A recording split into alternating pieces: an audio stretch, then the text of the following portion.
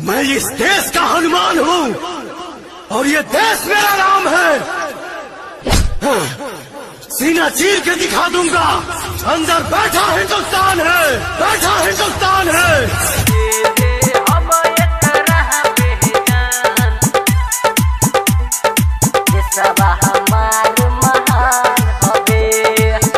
Presented by DD Production House, Sakri। दे दे हब एकरा पे जान, देशवा हमार महान हवे। दे दे हब एकरा पे जान, देशवा हमार महान हवे। लीहो न पंगा तीन रंग तिरंगा, लीहो न पंगा तीन रंग तिरंगा, भारत के पहचान हवे। दे दे हब एकरा पे जान, देशवा हमार महान हवे।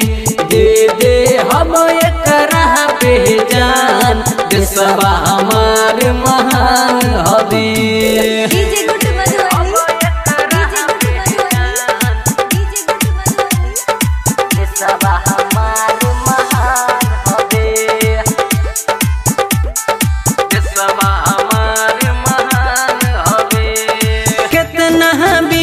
शहीद हो गईले, सीना तहन के लड़ले, घुसपैठी आतंकी कुल के घर में घुस के मरले, घर में घुस के मरले, घर में घुस के मरले। कितना वीर शहीद हो गईले, सीना तान के लड़ले, घुसपैठी आतंकी कुल के घर में घुस के मरले, घर में घुस के मरले, घर में घुस के मरले। हर एक बच्चा बच्चा ता देशवा के अपने शान हवे। हर एक बच्चा बच्चा ता देशवा के अपने शान हवे।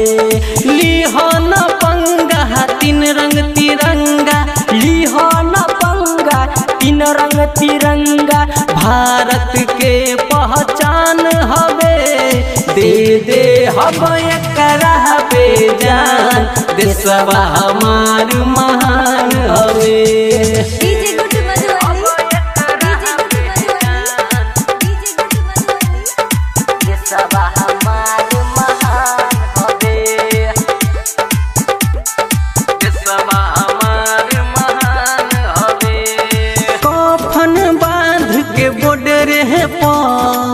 रहेले हरदम खारा, नतमस्तक करीले उनके, बारे देश के सहारा, बारे देश के सहारा, बारे देश के सहारा।